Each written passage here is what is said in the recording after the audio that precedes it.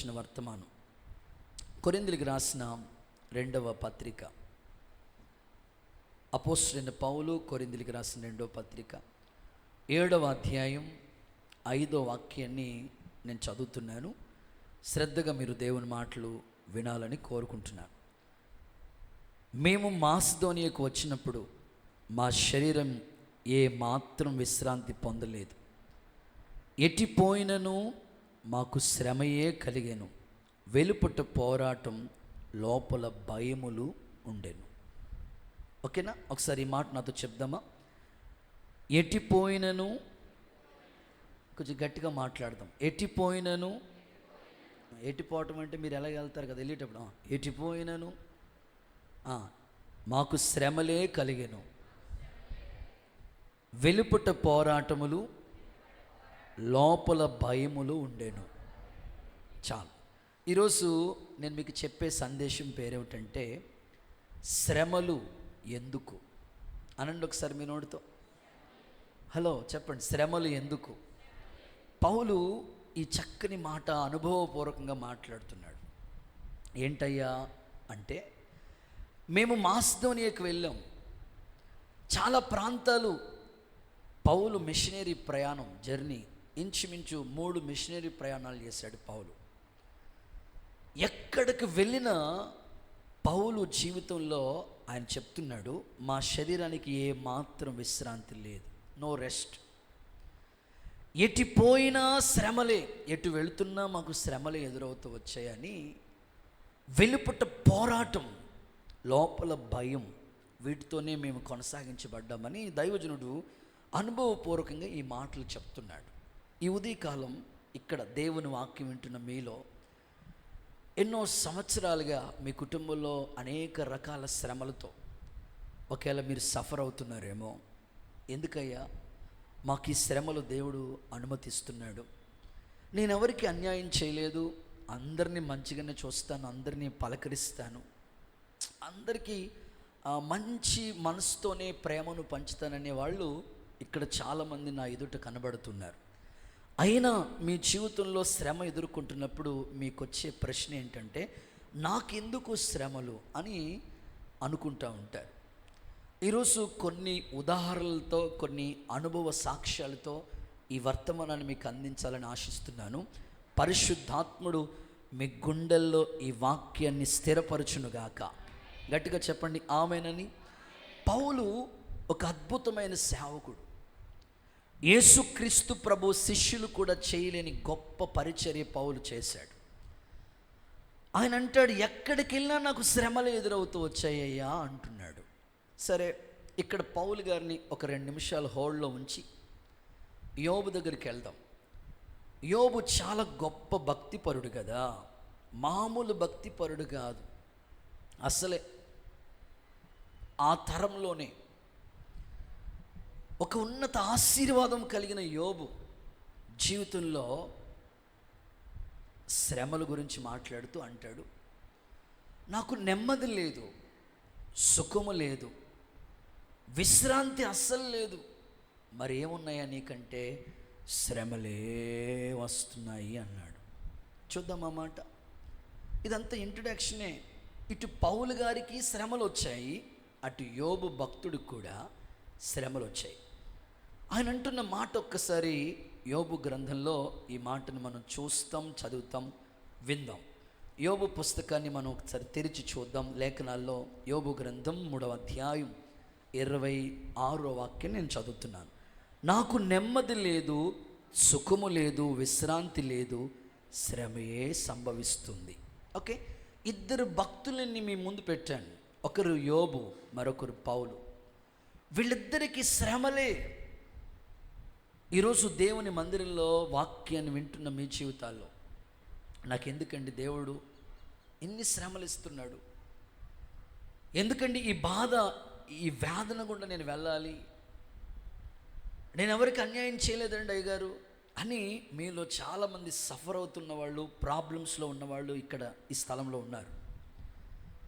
అందుకే పరిశుద్ధాత్ముడు ఈ ఆలోచన నా హృదయంలోకి తీసుకొచ్చి ఈ మాటల సారాంశాన్ని ఒక ప్రసంగంగా తెలియచేస్తున్నాడు. పౌలు ఎదుర్కొన్న శ్రమలు ఎలా ఉన్నాయంటే, ప్రయాణాల్లో చాలా శ్రమలు ఎదుర్కొంటూ వచ్చాడు. మధ్యలో వాడ ఆగిపోవలసిన పరిస్థితి. ఇంచుమించు 276 మంది ఉన్నారు ఆ వాడలో. వాళ్ళు ఆ వాడలోంచి బయటకు వస్తామనే హోప్స్ లేవు. అంత శ్రమ వాళ్ళకి ఎదురైంది. ఓ పక్కన సంఘాల గురించిన చింత. ఇలాంటి శ్రమల్లో వాక్యంలో మనం చూస్తాం, ఒకటి తక్కువ 40 కొరడా దెబ్బలు 5 సార్లు భరించాడు పౌలు. ఇంత భయంకరమైన శ్రమల గుండగా ఓ పక్కన ఆకలి దప్పులు, ఓ పక్కన ఉపవాసాలు, ఓ పక్కన భారం అధికమవుతుంది. యేసుక్రీస్తు ప్రభు కూడా అన్నాడు, లోకంలో మీకు శ్రమ కలుగుతుంది, అయినా ధైర్యం తెచ్చుకోండి అన్నాడు ప్రభు. మీరు చాలా సీరియస్గా చూస్తున్నారు కాబట్టి మీకు అర్థమయ్యే కోణంలో చెప్తాను. చేతులు ఎత్తి ఒక్కసారి హల్లెలూయా చెప్తారా? ఒకసారి మా పెద్ద పాస్టర్ గారు యేసన్న గారు ఒక ఇంటికి ప్రార్థన చేయటానికని వెళ్ళారట. సాధారణంగా హౌస్ విజిటింగ్కి వెళ్ళేటప్పుడు ఒక్కొక్కరు ఒక్కొక్క బిజీలో ఉంటారు. అమ్మ ఎప్పుడు వంట వార్పు, ఎప్పుడు ఫ్రైలు, బిజీగా ఉంటుంది మమ్మీ. డాడీ బిజీగా ఉంటాడు. పిల్లలు ఎవరు బిజీలో వాళ్ళు ఉంటారు. సడన్గా వెళ్ళారంట అయ్యగారు ప్రార్థన చేయడానికి అని వెళితే ఆ ఇంట్లో ఒక చిన్న పాప, ఇక్కడ ఎవరైనా ఉంటే బాగుంటుంది, చిన్న పాప, maybe 4th class 3rd class చదువుకునే పాప. అప్పుడే ఈవినింగ్ టైం అంట, స్కూల్ నుంచి క్యారేజ్ తీసుకుని పెద్ద లగేజియా దాన్ని ఏమండాలి, బ్యాగ్ తీసుకుని పుస్తకాలు తీసుకుని వస్తూ ఉంది. అలసిపోయి వచ్చిన వెంటనే పాస్టర్ గారు ఆడున్నారు.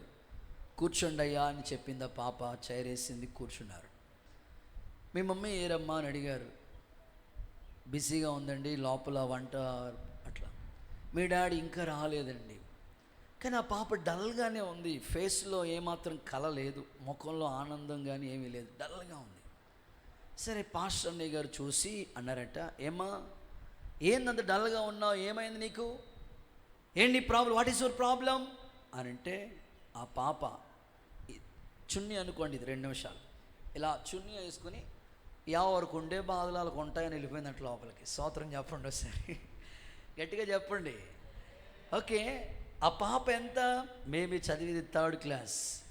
నేనంటాను చాలామంది జీవితాల్లో ఎన్నో శ్రమలు ఫేస్ చేస్తున్న వాళ్ళు ఉన్నారు. అమ్మాయి నీకేంటి శ్రమ అంటే చదవటమే శ్రమ వాళ్ళకి. దేవుడికి స్తోత్రం. ఇక్కడ కూర్చున్న చదువుకునే పిల్లలకి ఏంటి మీ శ్రమ అంటే, మా శ్రమ ఎగ్జామ్స్ అన్నయ్య, చదవ అన్నప్పుడు ఏమో చదవో. ఇప్పుడు ఎగ్జామ్ వస్తే వాళ్ళకి పెద్ద శ్రమ. చదువుకునే వాళ్ళకి ఒక శ్రమలు, ఉద్యోగం చేసే వాళ్ళకి అక్కడ వాళ్ళ ఆఫీసెస్లో ఎదురవుతున్న పై అధికారుల దగ్గర ప్రాబ్లమ్స్, విదేశాలకు వెళ్ళాలనుకుని ప్రయత్నం చేస్తున్న వాళ్ళ వీసాలు కాబట్టి, లేదా ఏదైనా ప్రాబ్లమ్స్, ఇట్లాంటివి ఎన్నో ఎదుర్కొంటూ ఉంటారు. కొంతమంది కంపెనీ, కొంతమంది ఏమో మేబీ ఇట్లాగా ఎన్నో ప్రాబ్లం ఇబ్బంది పడతా ఉన్న వాళ్ళు ఉంటారు. కొంతమంది ఇల్లు లోన్ రాక మధ్యలో ఆగిపోయిన పరిస్థితులు, ఉద్యోగ ప్రయత్నాలు చేసి అలసిపోయిన వాళ్ళు, ఆ తర్వాత వివాహ ప్రయత్నాలు చేసి ఇంకా అవ్వట్లేదని కృంగిపోయిన వాళ్ళు, తర్వాత వివాహమైన తర్వాత భార్య భర్తల మధ్యలో అండర్స్టాండింగ్ లేక అత్తగారి ద్వారా ఎదురయ్యే శ్రమ, ఇటు మావయ్య ద్వారా ఎదురయ్యే శ్రమలు, అటు తోడు కోడలు ఆడబడుసు, ఇట్లా ఫ్యామిలీలో ఎన్నో శ్రమలు మనం ఫేస్ చేస్తుంటూ ఉంటాం.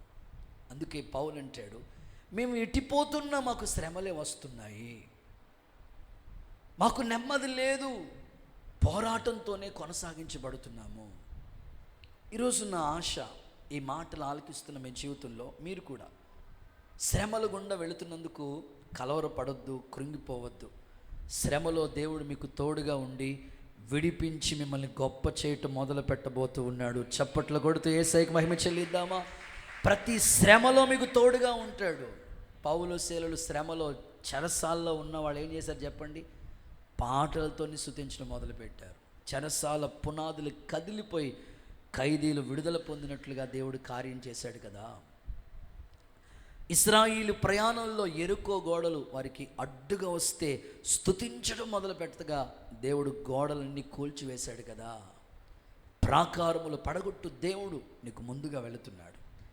నీ జీవితంలో ఎదుర్కొంటున్న శ్రమను బట్టి కలవరపడొద్దు. నాకే ఎందుకు ఈ బాధ దేవుడు అనుమతిచ్చాడని అస్సలు కృంగుపడొద్దు, అధైర్యపడొద్దు. దేవుని కృప నీ మీద నిలిచి ఉండునుగాక. ఈరోజు నా ప్రశ్న, మేము ఎటుపోయినా శ్రమే కలుగుతుంది అని భక్తులు అంటున్నారు కదా, అసలు శ్రమలు ఎందుకు అనే క్వశ్చన్ మీరు నోట్ చేస్తే ఒక 5 మాటలు ఈ ఉదయకాలం మీతో పంచుకుని ఈ సందేశాన్ని ముగింపులోకి తీసుకురావాలని ఆశపడుతున్నాను. చదువుదామా? మొదటి మాట, నిర్గమకాండం మొట్టమొదటి అధ్యాయం 12వ వాక్యాన్ని చదువుగా విందాం. నిర్గమకాండం 1:12. అయినను ఐగుప్తీయులు వారిని శ్రమ పెట్టిన కొలది వారు విస్తరించి ప్రబలిరి. ఆమేనండి. ఒకసారి గట్టిగా హల్లెలూయా. మొదటి మాట విస్తరణ కొరకు అనండి, గట్టిగా చెప్పాలి. విస్తరణ కొరకు ఐగుప్తీయులు ఇశ్రాయేలుని ఎక్కువగా శ్రమ పెడతా ఉండేవారు. ఎందుకు శ్రమలు? వారిని ఎంత శ్రమ పెట్టారో అంతగా వాళ్ళు విస్తరించారు, ప్రబలిరంట, డెవలప్ అయ్యారంట. ఈరోజు నా ఆశ, నా ప్రార్థన, నువ్వు ఎదుర్కొంటున్న శ్రమలు, నువ్వు పడుతున్న పాట్లు, ఇబ్బందుల్లో కృంగిపోవద్దు. శ్రమలు ఎందుకో తెలుసా? విస్తరణ. ఆమేనని చెప్పండి. ఒకేలా నీ స్థితి మొదట కొద్దిగా ఉందా, నువ్వు అభివృద్ధిని చూడాలనుకుంటున్నావా? అయితే 1 కండిషన్, శ్రమల గుండా నువ్వు వెళ్ళాలి. ఇశ్రాయేలు ప్రజల్ని దేవుడు షార్ట్కట్లో పంపించలేదు. వాళ్ళు మామూలుగా షార్ట్కట్లో వెళ్తే ఈజీ ఎర్ర సముద్రం, కానీ దేవుడు అలా పంపించలేదు. చుట్టూ తిప్పుకొని తీసుకొచ్చాడంట. దేవుడు మనకి అభివృద్ధిని ఇవ్వాలని, విస్తరణ చేయాలని అనుకుంటాడు. అయితే అది ఒకేసారి కాదు. ఇస్సాకు జీవితాన్ని చూడండి. విత్తనం వేస్తే 100 పంట, క్రమంగా అభివృద్ధి. శత్రువు ఎప్పుడు పనిచేస్తూనే ఉంటాడు. అభివృద్ధి చెందుతూ ఉంది. ఓ పక్కన శత్రువులు ఏం చేస్తారు తెలుసా? మట్టి వేసి పూర్తి చేస్తూ వచ్చారు. బావులు తవ్విస్తూ ఉన్నాడు, శత్రువు మట్టేసి పూడుస్తూ ఉన్నాడు. ఈరోజు నీ జీవితంలో కూడా నీ లైఫ్ బాగా చదువుకోవాలి, నీ కాళ్ళ మీద నిలబడాలి, ప్రయోజకుడు అవ్వాలి. నీకైతే యాంబిషన్, డిజైర్ ఉంది. కానీ శత్రువు నేను చదువుకోనివ్వకుండా, శత్రువు నీ భవిష్యత్తుకు వచ్చిన ప్లాన్స్ అన్నీ కూడా చెడగొట్టాలని వాడు ఎన్నో ప్రయత్నాలు చేయొచ్చు. కానీ ఈ ఐగుప్తీయులు ఇశ్రాయేలుని భయంకరంగా శ్రమ పెట్టారు. ఆశ్చర్యం చెప్పిన, వాళ్ళు శ్రమ పెట్టిన కొలది దేవుడు వాళ్ళని విస్తరింపచేస్తూనే వచ్చాడు. కొట్టు చప్పట్లు యేసయ్యకి మహిమ వచ్చినట్లుగా. ఈ ఉదయకాలం ఒక సేవకుడిగా నా ప్రార్థన, నువ్వెంత శ్రమల గుండా వెళుతున్నావో అంత అభివృద్ధి కన్నులతో చూసుదువుగాక. ఒక సేవలో నా ఆత్మీయ జీవితాన్ని ఎప్పుడు నేను ఒక అద్దంలో చూసుకున్నట్లుగా ఎప్పుడు నేను నా స్థితిని గుర్తుపెట్టుకుంటూ ఉంటాను. సేవ ప్రారంభ స్థితి ఎప్పటికీ నేను మర్చిపోను. మేబీ ఇక్కడికి ఈ ప్రాంతానికి అమలాపురానికి వచ్చి ఓ 16 సంవత్సరాలు అవుతుంది. ఈ 16 సంవత్సరాలు బ్యాక్ వెనక్కి వెళ్ళి ఆలోచిస్తే ఎన్ని శ్రమలు గుండా దేవుడు నడిపించాడు. ఇక్కడ చాలామంది సంఘబిడ్డలు ప్రత్యక్ష సాక్షులు ఇక్కడ ఉన్నారు. ప్రారంభ స్థితి. ఇప్పుడు నేను ఎట్టున్నానంటే 16 ఏళ్ల క్రితం ఎట్టుండి ఉండి ఒకసారి ఆలోచించుకోండి. దేవుడికి స్తోత్రం కలుగునుగా. చిన్న సైకిల్ ఒకటి వేసుకుని సేవ చేస్తూ ఉండేవాడిని. మేరక్కున్నారు ఇక్కడ, తెలుసా వాళ్ళకి. ప్రారంభ సేవ. ఎన్ని శ్రమల గుండగా దేవుడు నడిపించాడో. నేనంటాను, అలాగే ఉంచాడా ప్రభు? లేదు. శ్రమల తర్వాత విస్తరణ. ఈరోజు నాకే ఆశ్చర్యం అనిపిస్తుంది. ఎలా చేశాడు ప్రభు? 9 సంఘాలు నేను ఆదివారం బ్రాంచెస్కి వెళ్ళటానికి కూడా నాకు టైం సరిపోవట్లేదు. 9 సంఘాలు, ఒక సేవకుడు 9 సంఘాలు కట్టాలంటే సామాన్యమైన విషయం కాదు. అది ఒక్క సేవకుడిని తయారు చేయడం అంటే సామాన్యమైన విషయం కాదు. 4 సేవకుల్ని దేవుడు సిద్ధపరిచాడు. పరిచర్య విస్తరిస్తూనే ఉంది. ఈ ఇయర్లోనే ఇటు వైజాగ్లో కూడా బ్రాంచ్ స్టార్ట్ అయింది. నేను ఆశిస్తాను, శ్రమలు మనకి ఎందుకు అయ్యాలంటే విస్తరణ, డెవలప్మెంట్. మీ ఆత్మీయ జీవితంలో మీరు ఎదుర్కొన్న శ్రమను బట్టి కృంగిపోవద్దు. బైబిల్లో ఇలా రాశారు కదా, శ్రమ దినాన నువ్వు కృంగిపోతే చాతగాని వాడు అయిపోతావు. అందుకని శ్రమలో కృంగిపోకుండా, ప్రభా నాకు ఎందుకు ఈ శ్రమ అనుమతించావంటే విస్తరణ. దైవజనులు DGS దినకరణ్ గారని ఒక గొప్ప ప్రపంచ ప్రఖ్యాతిగాంచిన దైవజనులు, చెన్నై. ఆయన సేవ పరిచర్య జరుగుతుంది. ఈ లోపల వాళ్ళ కూతురు, వాళ్ళ కుమార్తె యాక్సిడెంట్లో చనిపోయారు. దైవజనుడు చాలా కన్నీళ్లు కార్చాడంట. ప్రభా, నీ సేవ చేస్తున్న మేము, నీ పని చేస్తున్న మేము విశ్వాసులకి ఏం చెప్పగలం? ఎందుకు సేవకుడు కుటుంబంలో ఇలాంటి శ్రమను అనుమతించవని ఏడ్చి ప్రార్థన చేశాడంట. దేవుడు చెప్పారట, నాన్న, నీ కూతురు నీ దగ్గర లేదని బాధపడొద్దు, నీ దగ్గర కన్నా నా దగ్గర ఉంది. మహిమ కలిగిన స్థలంలో ఆమె ముందుగానే ఆ సింహాసనం మీద కూర్చుంది. ఈ శ్రమ నీకు ఎందుకు ఇచ్చాను తెలుసా? ఈ శ్రమను నీకు ఎందుకు అనుమతి ఇచ్చాను తెలుసా? నువ్వు ఆ శ్రమలో ఇలాంటి బాధ కలిగిన వాళ్ళు, ఇలాంటి బాధలో ఉన్నవాళ్ళు ఎందరో నీ దగ్గరికి వస్తారు. వాళ్ళని ఆదరించాలంటే నువ్వు ఆ శ్రమల గుండా రావాలి. వెంటనే ఆయన సాక్ష్యాన్ని విన్నప్పుడు నాకు అదే గుర్తొస్తూ ఉంటుంది. చిన్న వయసులోనే మేము సేవకు వచ్చిన ప్రారంభంలోనే మా మమ్మీ ఎక్స్పైర్ అవటం, కొద్ది కాలానికి డాడీ ఎక్స్పైర్ అవటం, తల్లిదండ్రుల్ని కోల్పోయి సేవలో వెనక్కి వెళ్ళాలా ముందుకెళ్ళాలి ఏం అర్థం కాని ప్రతికూల పరిస్థితులు. మా నాన్నగారు పాస్టర్ గారు కాదు, మా మమ్మీ పాస్టర్ అమ్మ కాదు. అన్యుల కుటుంబంలోంచి దేవుడు మమ్మల్ని రక్షించాడు, వేరు చేశాడు, ప్రత్యేకపరుచుకున్నాడు. సో నేను ఒకటే నమ్మాను, దినకరణయ్య గారి యొక్క సాక్షి నన్ను బలపరిచింది.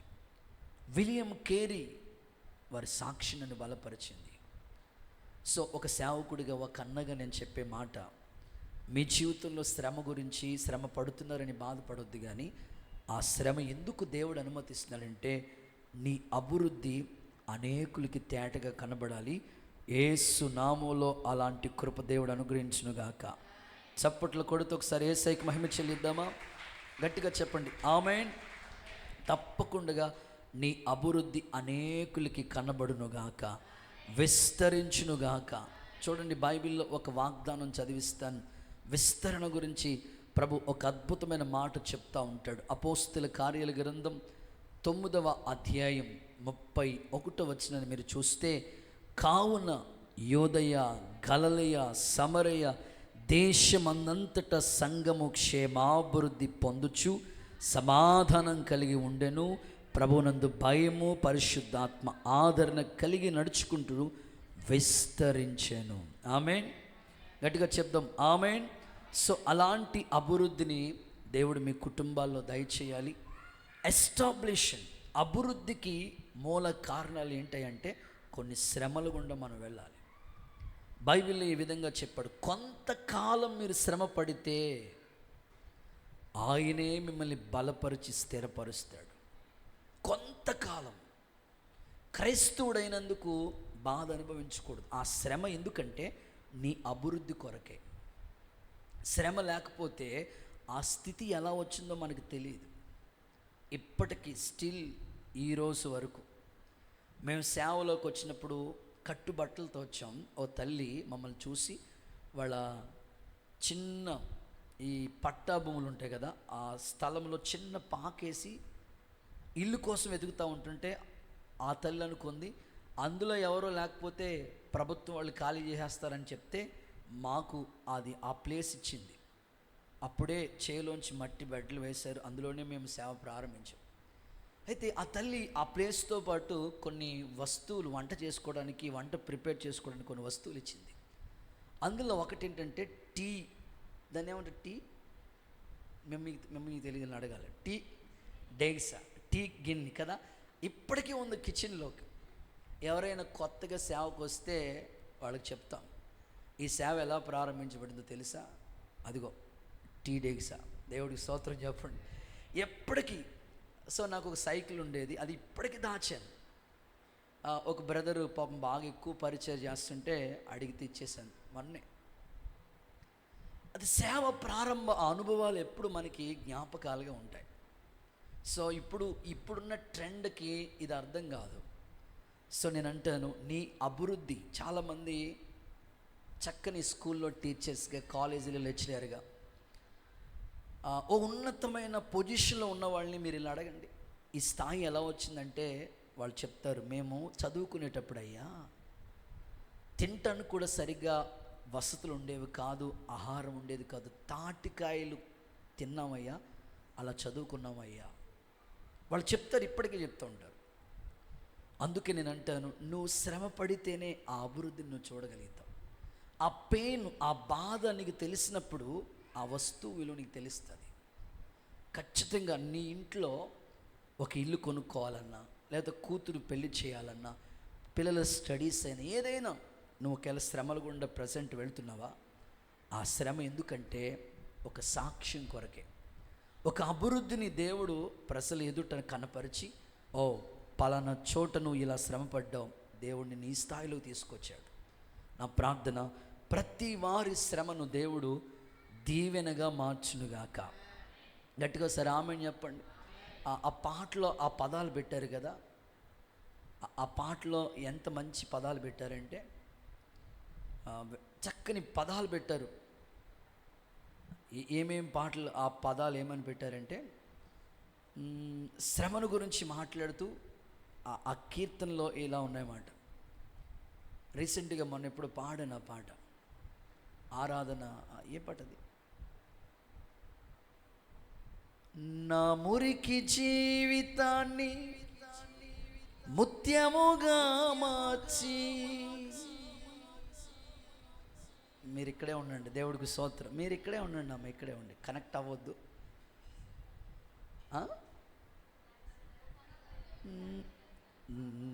Okay, are you ready? మాట వద్దా మీకు? పాటలు వద్దా? ప్రసంగాలే కావాలా?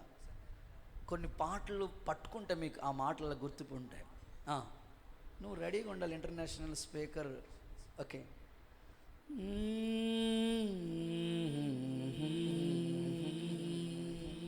నా కనుల వెంబడి కన్నీరు రానియక, నా ముఖములో దుఃఖమే ఉండనీయక, చిరునవ్వుతో నింపిన యేసయ్యా, చిరునవ్వుతో నింపిన యేసయ్యా, ఆరాధన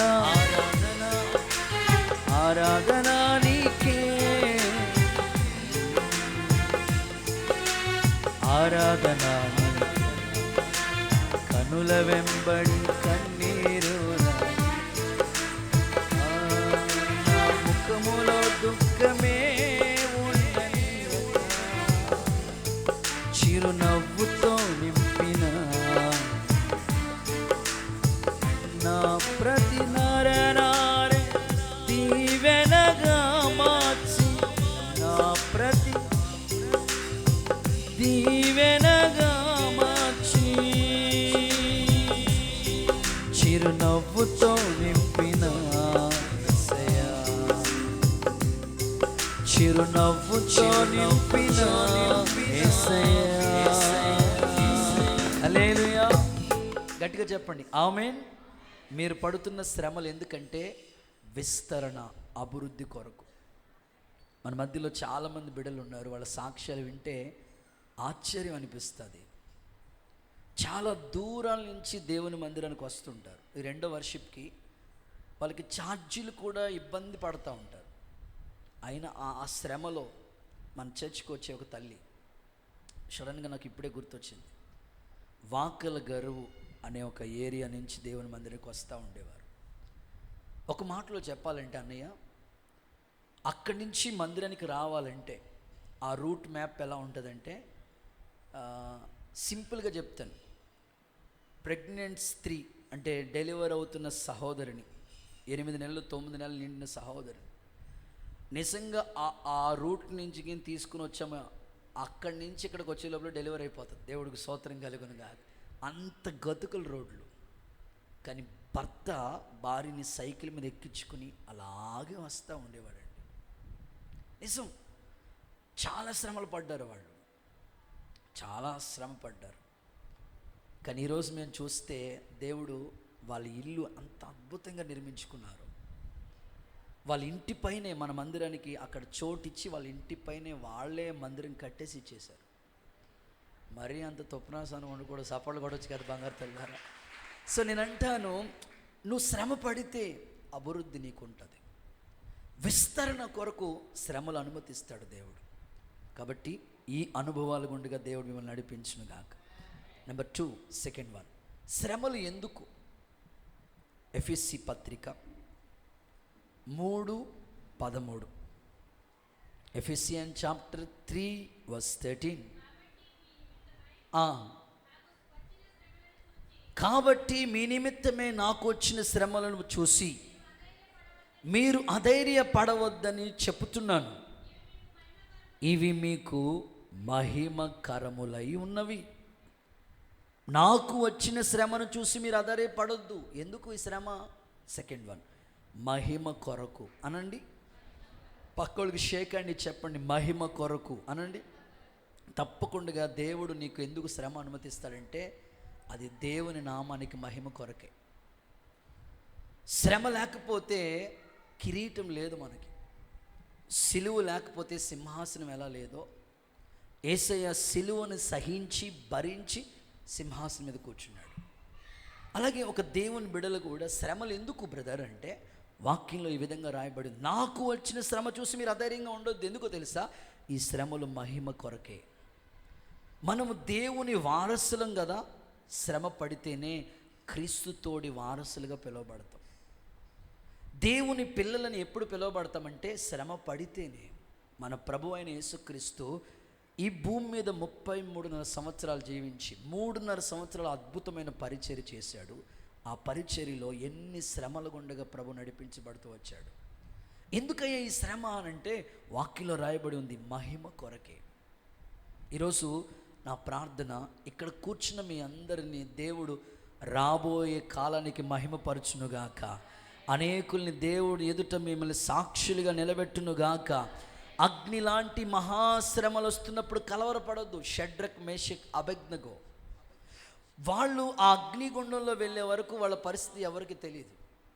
కానీ ఆ అగ్ని శ్రమ ఎందుకు పెట్టాడు దేవుడు అంటే, ఇప్పుడు దానియేలు దేవుడే, షడ్రక్, మేషక్, అబేద్నెగోల దేవుడే పూచార్హుడు, రాజు సహితం సాక్ష్యం ఇస్తున్నాడు.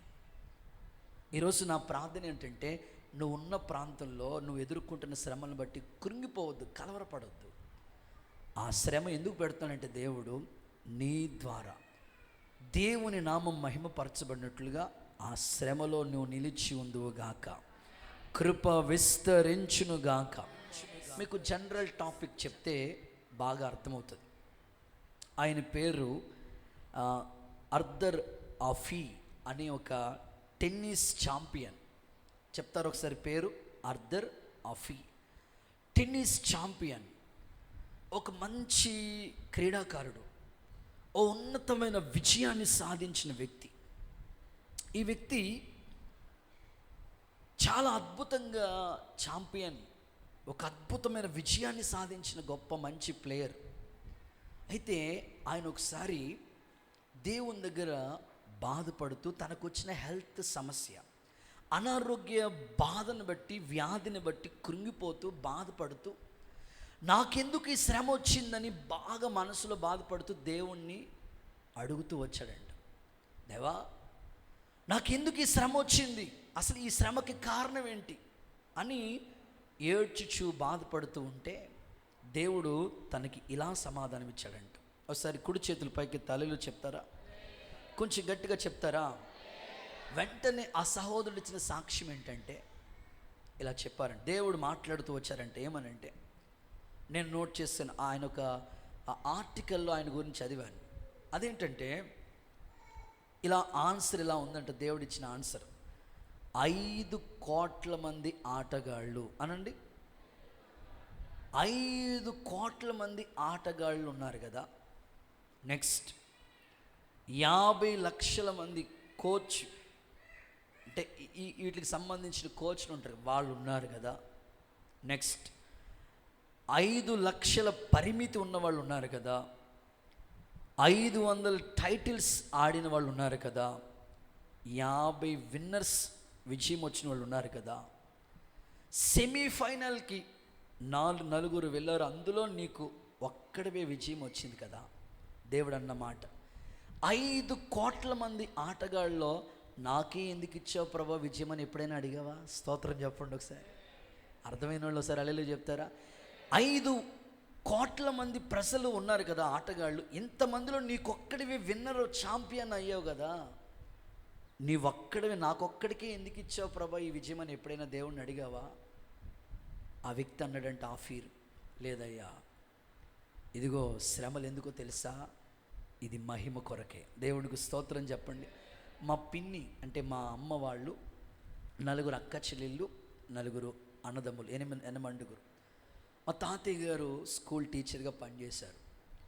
మా మామయ్య వాళ్ళు ఇప్పటికీ బ్యాంక్లో ఉద్యోగం చేస్తూ ఉన్నారు. అయితే మా పిన్ని అంటే అమ్మ వాళ్ళ 3వ చెల్లెలు అంగన్వాడీలో టీచర్గా పనిచేస్తూ ఉంటారు.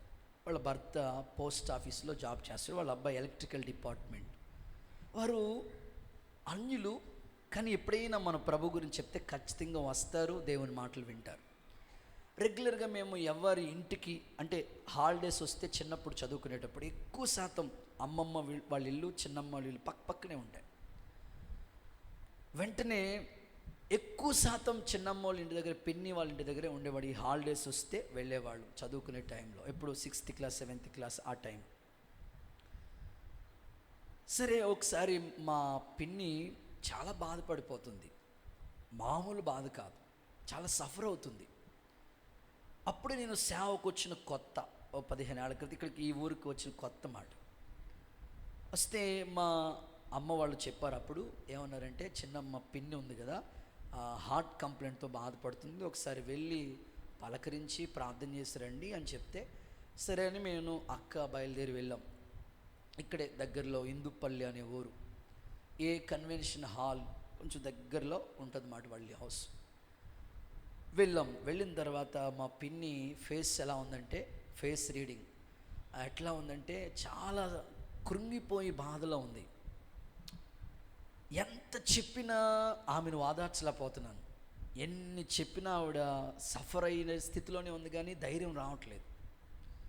నేను ఒకటే చెప్పాను, అమ్మా మేమైతే యేసు ప్రభు నమ్ముకున్నాం, ప్రభు మాకు ధైర్యం ఇచ్చాడు, నీకు కూడా ధైర్యాన్ని ఇస్తాడు, కంగారు పడొద్దు అంటే, మా పిన్ని నాతో చెప్పిన మాట ఏంటంటే, అరే నాన్న, నేను ఎంతోమందికి పుణ్యం చేశాను. అంటే వాళ్ళ ఇంటికి వెళ్తే ఎవరు వచ్చినా, వాళ్ళ బంధువులే కాదు కొత్త వాళ్ళు ఎవరు వచ్చినా కంపల్సరీ ఒక జత బట్టలు పెట్టి పంపిస్తుంది, అంత అన్నం పెట్టి పంపిస్తుంది, అంత ప్రేమను పంచే తల్లి. ఇంట్లో వాళ్ళందరూ కూడా అంత మంచితనం వాళ్ళలో కనపడుతుంది. అందుకే ఎవరు వెళ్ళినా వాళ్ళ ఇంటి దగ్గరే ఉండటానికి ఇష్టపడతా ఉంటారు. అయితే నేను ఇంత చేశాను కదా, అందరికీ మంచినే పంచాను కదా, దేవుడు నాకు ఎందుకు అన్యాయం చేయాలి? నాకెందుకు ఈ హార్ట్ కంప్లైంట్ పెట్టాలి? ఈ బాధ నాకెందుకు?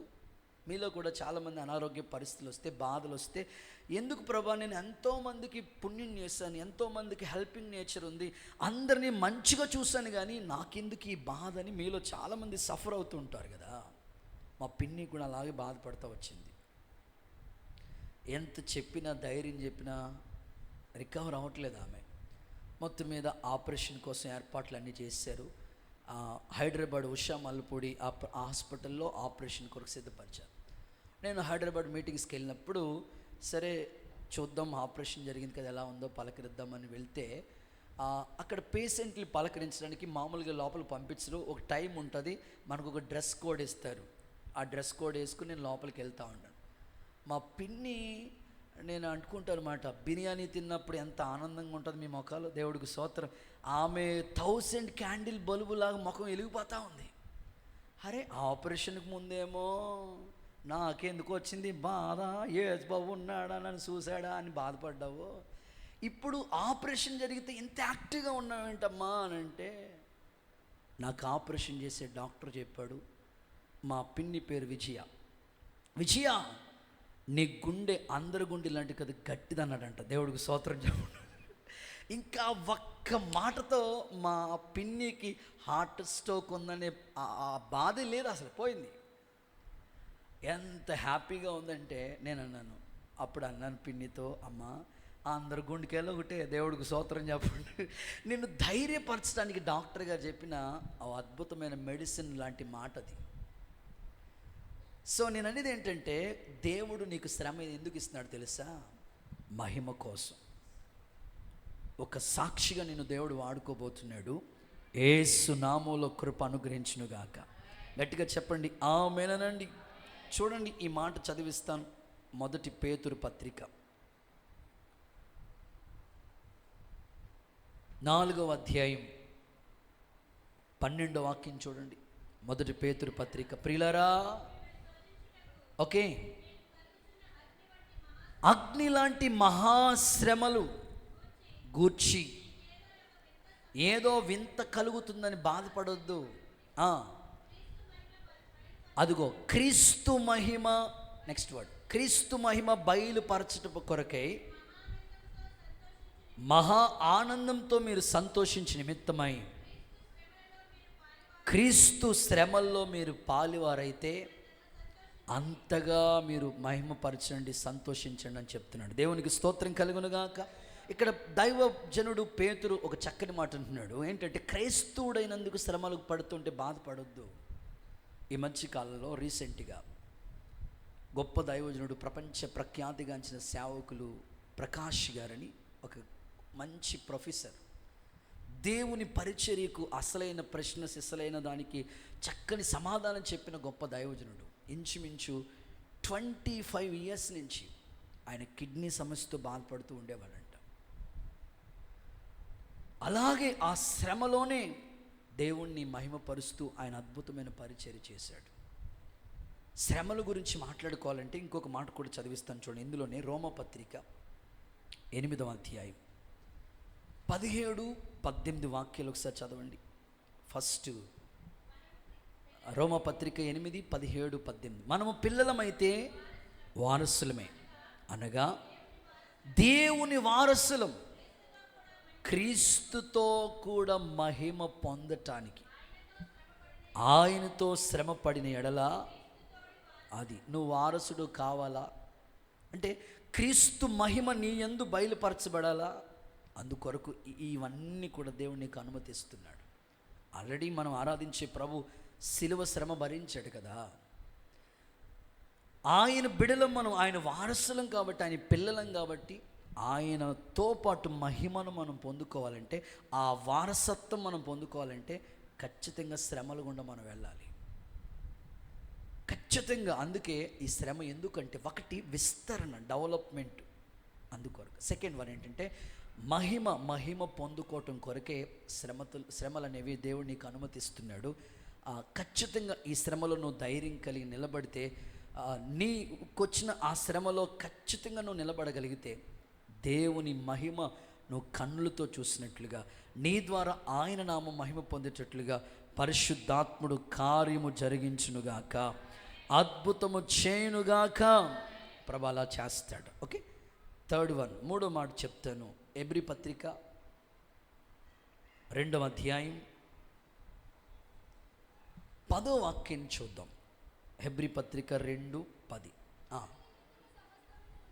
ఓకే ఓకే ఓకే ఆదరణకర్త, రక్షణకర్త, శ్రమల ద్వారా సంపూర్ణునిగా చేయుటకు ఆయనకే తగును. చాలు. మూడవది, సంపూర్ణులగుటకు అనండి, గట్టిగా మాట్లాడాలి. సంపూర్ణులగుటకు. శ్రమ ఎందుకు బ్రదర్ దేవుడు అనుమతిస్తాడు నాకు అంటే సంపూర్ణతలోనికి రావటానికి. ఇప్పుడు చూడండి, ఫర్ ఎగ్జాంపుల్ ఒక రాయిలాగా ఉంటే ఎవ్వరికి యూస్ అవ్వదు. ఆ రాయి శిల్పి చేతిలోకి వెళితే ఒక్కొక్క సుత్తు తీసుకుని ఒక్కొక్క దెబ్బ కొడతా ఉంటుంటే ఎంత పెయిన్ వస్తూ ఉంటుంది. కానీ చివరికి ఆ రాయి శిల్పి చేతిలో చెక్కుతూ ఉన్నప్పుడు ఆఖరికి వస్తే ఎంత అద్భుతమైన అందమైన శిల్పంగా మారుతుంది. ఈ రాయిని శిల్పి చుత్తితో కొడుతున్నప్పుడు ఒక్కొక్క దెబ్బ ఒక్కొక్క బాధే, కానీ అది భరించుకుంది కనుకనే సంపూర్ణతలో ఒక ఆకారం వచ్చింది, ఒక అద్భుతమైన శిల్పంగా మారింది. ఫర్ ఎగ్జాంపుల్ బంగారం, మేలిమి బంగారంగా ఎప్పుడు మారుతుంది బ్రదర్ అంటే అగ్ని కొలువులోకి వెళ్ళాలి, కాల్చబడాలి, అప్పుడే ఆ బంగారానికి విలువ. మేలిమి బంగారంగా శ్రమలు కూడా ఎందుకయ్యా బ్రదర్ అంటే నిన్ను సంపూర్ణునిగా మార్చడానికి, సంపూర్ణ సిద్ధిలోనికి దేవుడిని తీసుకురావటానికి ఈ శ్రమలు అనేవి అనుమతిస్తూ ఉంటాడు. సేవలో మమ్మల్ని టెస్ట్ చేస్తూ ఉండేవారు మా పైన ఉన్న సేవకులు. ఎట్లా బ్రదర్ అంటే సేవ అంటే అన్నీ నేర్చుకున్నాను నేను. నాకు 3 అక్కలు, అసలు బట్టలు ఉతుక్కోవడం కూడా వచ్చేది కాదు, ఎందుకంటే వాళ్ళు చూసుకుంటారు అనుకునేవాడు. కానీ సేవలోకి వచ్చిన తర్వాత అన్నీ నేర్చుకున్నాను. బట్టలు వాష్ చేయటం, అన్నీ పరిచర్య చేయటం, అన్ని సేవలోనే నేను నేర్చుకున్నాను. పాస్టర్ గారు చెప్తా ఉండేవారు పరిచర్య, నన్న అక్కడ బట్టలు ఉన్నాయి అన్నీ ఉతికేసేయాలి. సరే వాటన్నీ తీసుకెళ్ళి వాటర్లో నానబెట్టి సర్ఫ్ వేసి బ్రష్ కొట్టి వాటిని నీట్గా ఉతికేసి ఇస్త్రీ చేసి ఇవ్వాలి. పరిచర్య నేర్చుకున్న ప్రారంభ సేవ. అయ్యగారు ఎంత చక్కగా మమ్మల్ని పరీక్షించేవారంటే వీళ్ళు ఎంత నమ్మకస్తులు చూద్దాం అనుకుని కావాలనే కొన్నిసార్లు ప్యాంట్ జేబులో షర్ట్ జేబులో డబ్బులు అందులోనే ఉంచేసి ఇచ్చేసేవారు. సో మా మైండ్ సెట్ ఎట్లా ఉంది, డబ్బు చూసి మనసు మారిపోతుందా ఏంటని చూద్దామని కావాలని అందులో ఉంచేసేవారు అన్నమాట. మేము చేసేవారు అంటే నీటిలో నానబెట్టినప్పుడు బ్రష్ కొట్టినప్పుడు డబ్బులు కనబడితే తీసుకొచ్చి ఓ పెట్లో వచ్చిన డబ్బాలు వేసి వెంటనే అయ్యగారి చేతులు పెడతా ఉండేవాడు, పరీక్షించేవారు. ఆ తర్వాత పైన సేవకులు ఉంటారు, కింద బ్రదర్స్ ఉంటారు. వెంటనే పైకి క్యారేజ్ పట్టుకెళ్ళాలి. 1 కల్లా ఆయన ఎక్కడికి మీటింగ్ వెళ్ళకుండా ఇంటి దగ్గర ఉంటే ఆ రోజు కింద అక్కోళ్ళు వంట ప్రిపేర్ చేసిస్తారు, లేకపోతే అన్నోళ్ళు ఆ రోజు డ్యూటీ అయితే వంట ప్రిపేర్ చేసిస్తారు. ఆ క్యారేజ్ తీసుకెళ్ళి పైన అయ్యగారికి భోజనం పెట్టాలి. సో సరిగ్గా 1 కంపల్సరీ క్యారేజ్ పట్టుకెళ్ళి అక్కడ నిలబడేవాళ్ళు. ఒక్కొక్కసారి కావాలనే 2 3 డోర్ తీసేవారు కాదు. దేవుడికి స్తోత్రం చెప్పండి. కాళ్ళలాగి ఇబ్బంది, ఏంటి పెద్ద ఆయన ఇట్లాగా అంటే మమ్మల్ని పరీక్షించేవారు అన్నమాట, ఈ శ్రమలో వీడు ఉంటాడా లేదా అని. మా పెద్ద పాశ్రమ గారు ఎట్లా ఉండేవారంటే రోజు సాధారణంగా వారానికి ఏం కావాలో కిరాణా సరుకులన్నీ రాసేసి ఇస్తారు. సాధారణంగా అక్కోళ్ళకు ఉండే కృప ఏంటంటే కిరాణా లిస్ట్ మొత్తం అంతా రాసి నెలకు సరిపడేవన్నీ వచ్చేస్తాయి మీ ఇంట్లోకి. విక్టరీ బజారు ఏ బజారు ఉందో అన్నీ వచ్చేస్తాయి ఇంట్లోకి.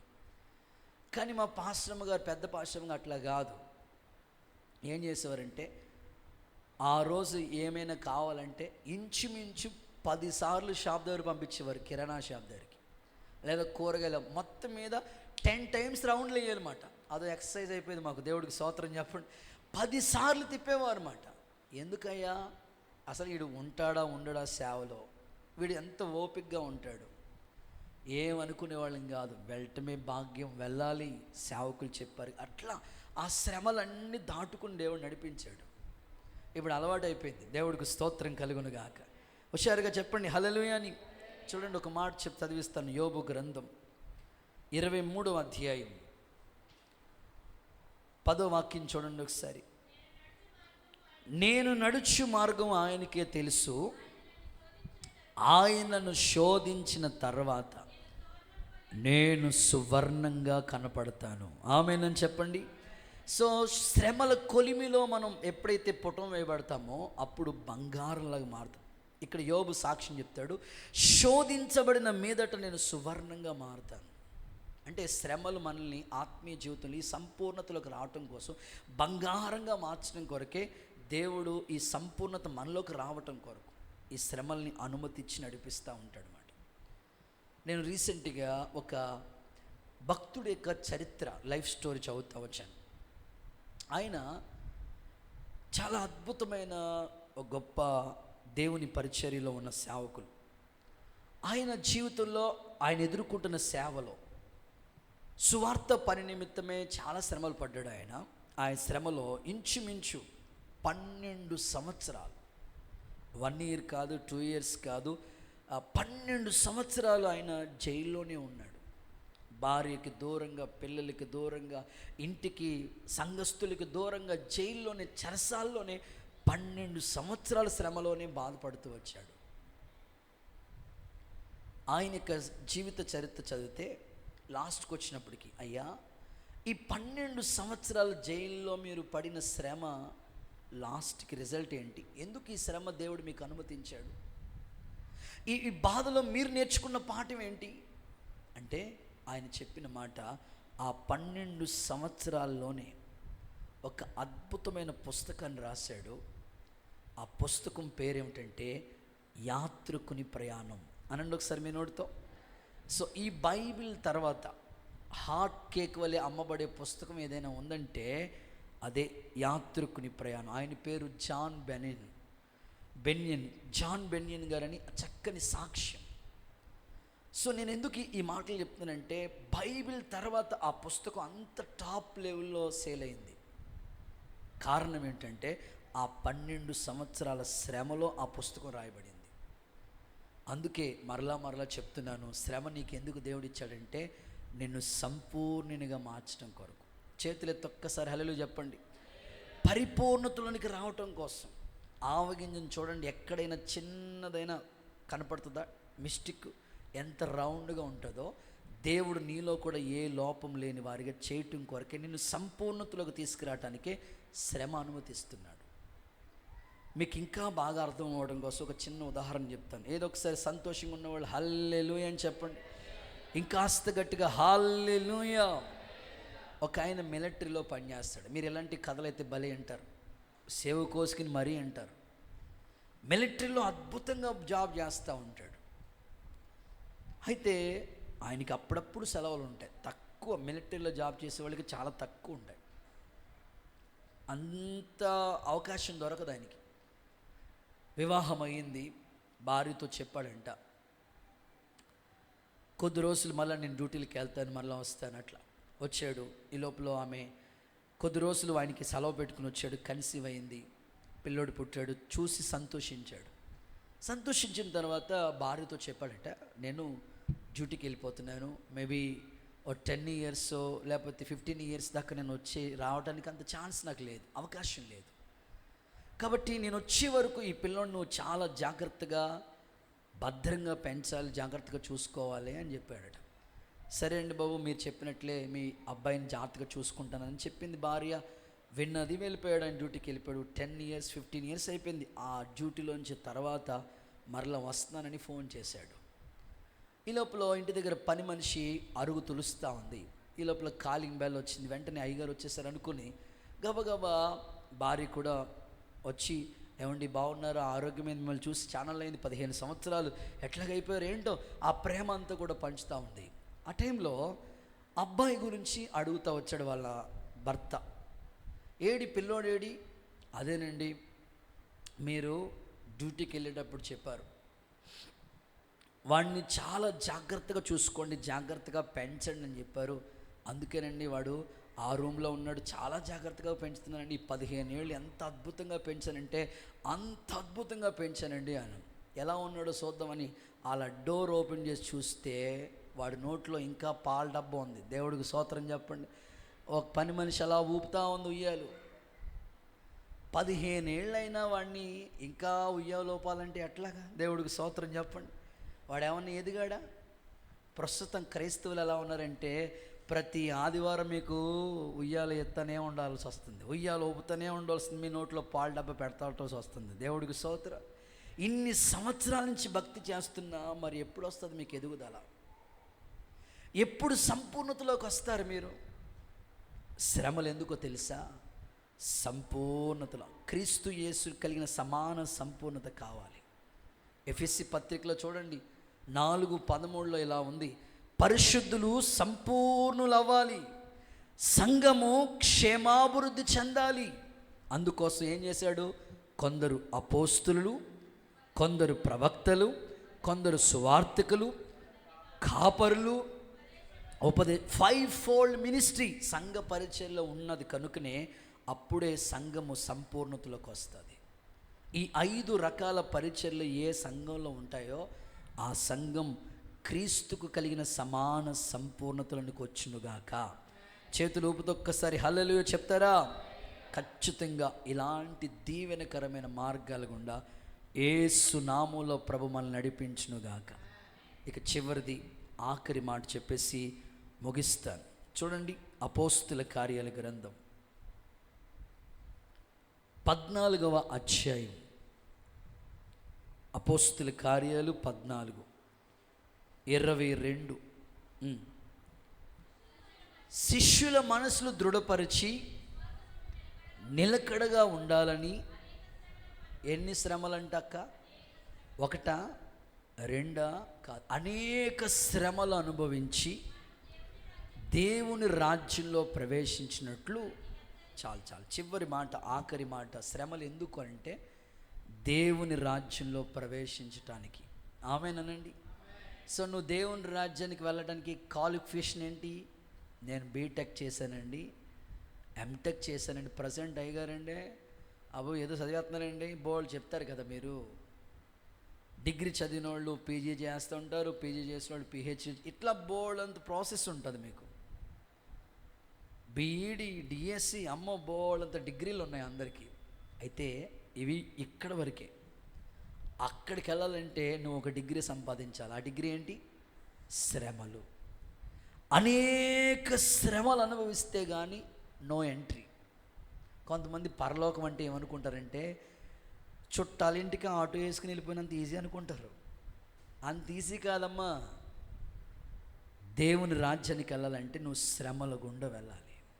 పరిశుద్ధులందరూ గొప్ప గొప్ప వాళ్ళందరూ ఎన్నో శ్రమల గుండా నడిపించబడ్డారు. కొంతమందికి చిన్న శ్రమ వస్తేనే తట్టుకోలేము మనం. చిన్న శ్రమలో కృంగిపోతూ ఉంటాం. అందుకే ఆ పాట నాకు భలే నచ్చింది. ఆ పాటలో ఎన్ని పదాలు పెట్టారంటే నిన్నంతా వింటూనే ఉన్నాను. ఎంత చక్కని పదాలు పెట్టారంటే అంత చక్కని పదాలు పెట్టారు ఆ పాటలో. శ్రమను గురించి మాట్లాడుతూ ఆ పదాలు ఆ పాటలో వర్ణించారు కదా. డి మేజర్ చాలా చక్కని పదాలు పెట్టారు కదా. మనం పాడుకున్న ఈ పాటలో చాలా మంచి పదాలు ఏంటంటే మన జీవము ఆయన చేతిలో ఉంది. ఒకసారి నాతో చెప్పండి, సర్వకృపానిధి మా పరమ కుమ్మరి, నీ చేతిలో మా జీవం ఉన్నది. ఒకసారి పాడదామా? మీరు మెలకుగా ఉండాలి. గట్టిగా హల్లెలూయా చెప్పండి. ఏమైనా చేయగలవు, కథ మొత్తం మార్చగలవు, నీ నామముకే మహిమంతా తెచ్చుకుందు. 1, 2, 3. ఏమైనా చేయగలవు, కథ మొత్తం నీ నామముకే మహిమంతా. యేసయ్యా యేసయ్యా, చేతులు నీకే సాధ్యము. మరలా యేసయ్యా యేసయ్యా, నీకే సాధ్యము. సంగీతం. సర్వకృపానిధి మా పరమ కుమ్మరి, మా యొక్క జీవం నీ చేతిలో ఉందయ్యా. నీ రాజ్యానికి వారసులవటానికి, ఈ అర్హత పొందటానికి శ్రమల గుండా మమ్మల్ని నడిపిస్తున్నందుకు స్తోత్రమయ్యా.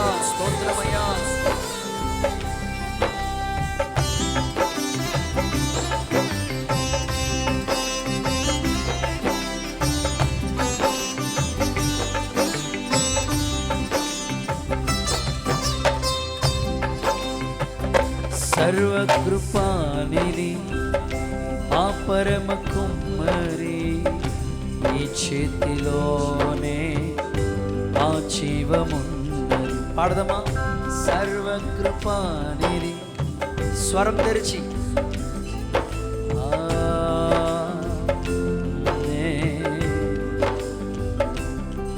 మా దేవా నీ ఆలోచనలన్నీ ఎంతో గొప్పవి, మా ఊహకు మించిన కార్యములెన్నో జరిగించుచున్నవి.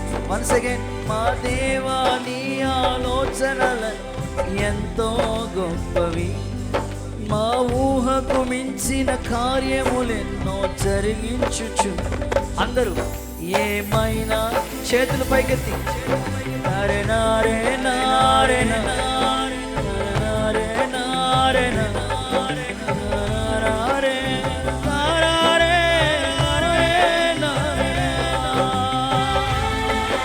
ఏమైనా చేయగలం, కథ మొత్తం మార్చగలం, నీ నామముకే మహిమంతా తెచ్చుకుంటూ.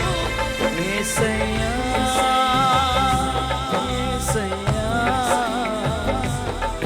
నీకే నీకే సాధ్యము. మరలా పడదామా? యేసయ్యా యేసయ్యా నీకే నీకే సాధ్యము. నీ ఆజ్ఞలేనిదే ఏదైనా జరుగునా, నీ కంచె దాటగా శత్రువుకు సాధ్యం. పాడదాం అందరూ. నీ ఆజ్ఞలేనిదే ఏదైనా జరుగునా, నీ కంచె దాటగా శత్రువుకు సాధ్యం. మా దేవా నీవే మా తోడుంటే అంతే చాలును, అపవాది తలచిన కీడులన్నీ మేలైపోవును.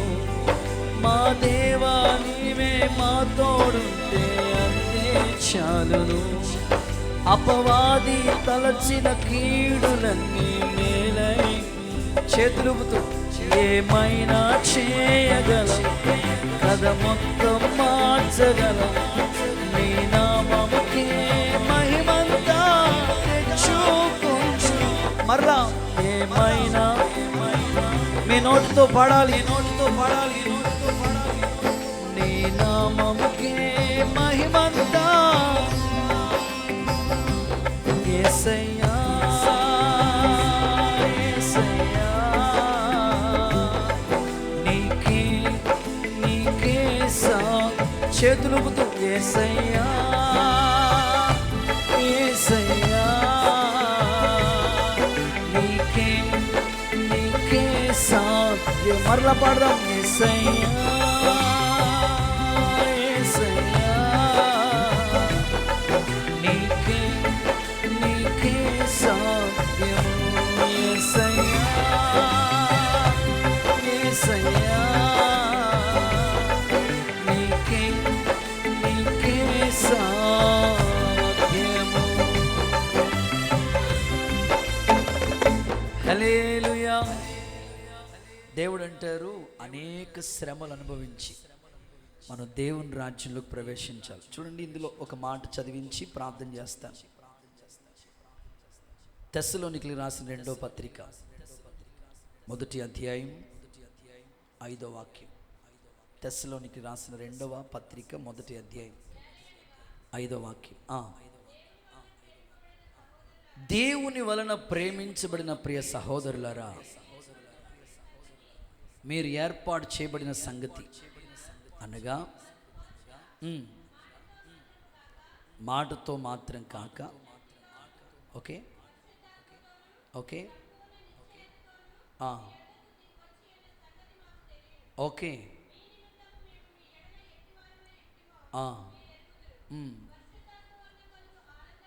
ఓకే. చూడండి, సెకండ్ తెస్సలోనిక 1:5. 2 తెస్సలోనిక 1:5. అది వెరీ గుడ్. దేని కొరకు మేము శ్రమ పడుతున్నామో ఆ దేవుని రాజ్యానికి మీరు యోగ్యులుగా ఎంచబడే నిమిత్తమే మీరిట్లు ఓర్చుకున్న దేవుని న్యాయమైన తీర్పుకు స్పష్టమైన సూచన ఉన్నది. అక్కడ అంటాడు, దేనికోసం మేము శ్రమ పడుతున్నామో ఆ దేవుని రాజ్యానికి మీరేమవ్వాలి? యోగ్యులు, అర్హులుగా మారాలి. ఒక ఉద్యోగానికి మనం అప్లికేషన్ పెట్టుకుంటే ఇంగ్లీష్ వచ్చి ఉండాలి, గ్లామర్ వచ్చి ఉండాలి, లేకపోతే ఇంగ్లీష్తో పాటు చాలా ఎక్స్పీరియన్స్ ఉండాలి, బోర్డు ఉండాలి. అవన్నీ ఉంటేనే క్వాలిఫికేషన్స్ మనకు ఆ ఉద్యోగం ఇస్తారు. ఇక్కడ ఏమంటాడంటే, దేవుని రాజ్యానికి మీరు వారసులు అవ్వాలి. దైవజనుడు చెప్తూ అంటున్నాడు, దేవుని రాజ్యానికి మీరు వారసులు అవ్వటానికి దేని కొరకు మేము శ్రమ పడుతున్నామో ఆ రాజ్యానికి మీరు యోగ్యులుగా మారాలి. దీంట్లో ఎగ్జాంపుల్ ఎవరంటే నిజంగా యోహాను ఎన్ని శ్రమలు పడ్డాడో చూద్దాం. ప్రకటన గ్రంథం 1వ అధ్యాయం ముగింపులోకి వచ్చేసాను. 1వ అధ్యాయం 9వ వచనం. ప్రకటన గ్రంథం, ఈ ప్రకటన గ్రంథం ఎలా రాశాడో చెప్తున్నాడు. యేసును బట్టు కలుగు శ్రమలోను రాజ్యములోను సహనములోను పాలివాడైనట్లు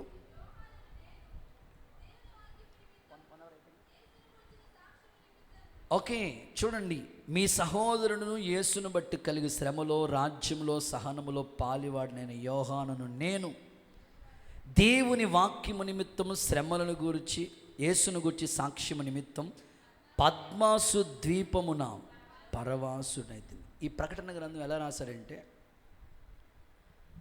పద్మాసు దీవిలో ఉండి దేవుడు ఆ ప్రత్యక్షత ఇచ్చాడు ఆయనకి. జరగబోయే సంగతులు ప్రభుచిత్తమైతే బైబిల్ స్టడీ వల్ల ఈ ప్రకటన గ్రంథాన్ని మనం ధ్యానం చేయబోతాం. ఎన్ని శ్రమల గుండా వెళ్ళాడు. యోహాను జీవితమే మనకు ఒక మంచి ఎగ్జాంపుల్. ఓకే, అందుకని మీరు కలవరపడొద్దు. సో మన మధ్యలో ఒక అక్క ఉన్నారు.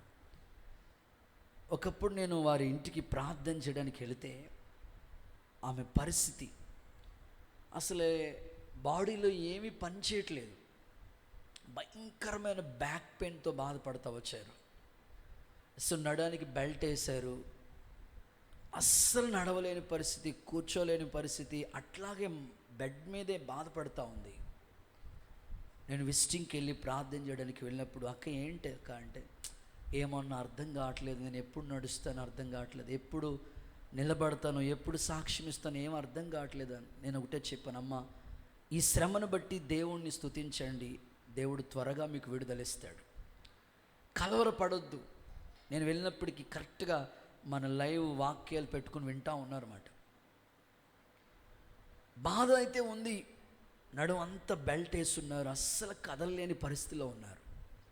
అప్పుడు నాకు బాగా గుర్తు, ప్రార్థన చేసి వచ్చాం, ప్రభా ఈ సహోదరి ఈ శ్రమ పడుతుంది, నీ నామాన్ని మహిమపరుస్తుంది, ఈ శ్రమలో ఎదురు చూస్తుంది, ఒక్కసారి నువ్వు జ్ఞాపకం చేసుకో.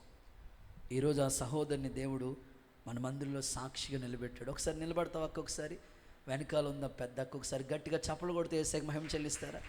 అస్సలు నడవలేని పరిస్థితి, చాలా బాధపడింది. సూసన్న అనే సహోదరి. ఈరోజు నేను ఎందుకు ఈ సాక్ష్యం చెప్తానంటే, శ్రమలలో దేవుడు చెప్తున్నాడు, అనేక శ్రమలు గుండా ఆ రాజ్యానికి మనం చేరుకోవాలి. అందుకని శ్రమలు వస్తున్నాయని దేవుడికి దూరం అవ్వద్దు. చాలామంది శ్రమలు వస్తే దేవుడికి దూరం అయిపోతాడు. అయ్యగారు bye bye, tata, see you, John Wesley నాకు పక్క. సో మీరు అలా శ్రమల్లో దూరం అయితే కాదు, శ్రమల్లో నిలబడితేనే ఆ రాజ్యానికి వారసులు అవుతాం. పరిశుద్ధాత్ముడు ఆ కృపకు మిమ్మల్ని అందరినీ పాత్రులుగా మార్చునుగాక. నేను ముగిస్తున్నాను, సమయం అయిపోయింది. ఎట్టిపోయినా మాకు శ్రమలే. ఎందుకు దేవుడు శ్రమలకి మనకు అనుమతిస్తున్నాడు? అసలు ఒక క్రైస్తవుడికి శ్రమలు ఎందుకు? ఒక 4 సంభవాలు, 4 సంగతులు మీకు చెప్పాను. నెంబర్ 1, విస్తరణ కొరకు. నీ అభివృద్ధి శ్రమల్లో దాగి ఉంది. నెంబర్ 2, మహిమ కోసం, నీ ద్వారా దేవుని నామ మహిమపరచబడాలి. నెంబర్ 3, సంపూర్ణతలోకి నువ్వు రావాలి, నీ ఆత్మీయ భక్తి ఎదగాలి. సో నెంబర్ 4, దేవుని రాజ్యంలో ప్రవేశించుట కొరకు. కనుక శ్రమలు ఎందుకో ఈ 4 మాటలు ప్రభు మనకి చెప్పారు. ఈ మాటల ద్వారా ఉదయకాలం చెప్పాను, శ్రమలో దేవుడు ఏం చేస్తాడో. ఈ మాటలన్నీ బలపడి దేవుని రాజ్య వ్యాప్తిలో మీరు సాక్షులుగా సహకారులుగా నిలబడండి. అట్టి కృప దేవుడు మీకు అనుగ్రహించునుగాక. అందరూ లేచి నిలబడదాం, చిన్న ప్రార్థన చేసుకుని